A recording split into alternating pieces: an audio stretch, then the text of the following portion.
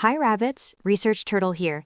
Today we are diving into a future that feels like science fiction but is rapidly becoming history. We're talking about the post-Fiat Metamorphosis. What happens to the nation-state when its lifeblood, money, stops working? Let's find out. First, let's look at the diagnosis. Max Weber defined the state by two monopolies, the monopoly on violence and the monopoly on money. As you can see here, money is the blood that circulates resources to the military and bureaucracy. But right now, the Leviathan is having a heart attack. When currency loses trust, that circulation stops. Why is this happening? Look at the plumbing. In the past, we had monetary nationalism, but today the pipes are leaking. Capital acts like light. It escapes borders instantly through digital networks. The state is losing seigniorage, the profit from printing money. Now, printing more money doesn't create value. It just dilutes what little is left. This leads us to the death spiral. Global debt has hit $102 trillion. To pay this off, states print money, which spikes import prices and forces planned devaluation. It's a trap. And when the money breaks, the state follows one of two paths. Path A is the explosion. Look at the map of Yugoslavia in the 90s. Hyperinflation didn't just ruin the economy, it dissolved the social contract. When the state couldn't pay its soldiers or police, the monopoly on violence evaporated. The result? The state physically disintegrated.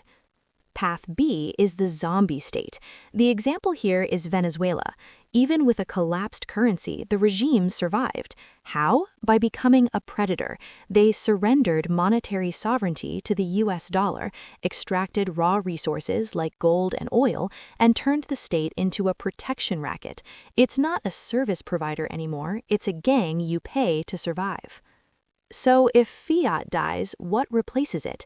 First, we have the digital standard. As seen in El Salvador's experiment, Bitcoin separates money from the state. It becomes a strategic reserve asset, a shield against devaluation that no foreign government can control. Next, we return to physics.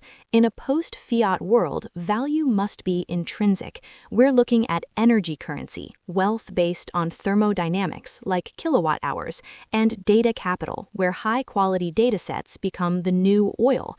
These are assets that cannot be printed out of thin air. But the ultimate anchor is land.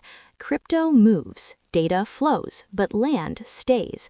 As the text document highlights, income tax is becoming impossible to enforce in a crypto world.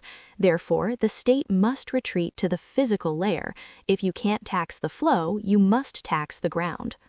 Now, let's look at how the state itself transforms. Mutation number 1 is the dollarized state. Think of Panama or Ecuador. These countries give up the monetary paddle. They can't print money to fight recessions. They trade sovereignty for stability, becoming financial vassals to the Federal Reserve. Mutation number 2 is the corporate city. Here, governance is privatized. Imagine cities run by Toyota or startup protocols. The state outsources administration. You're no longer a citizen, you're a customer.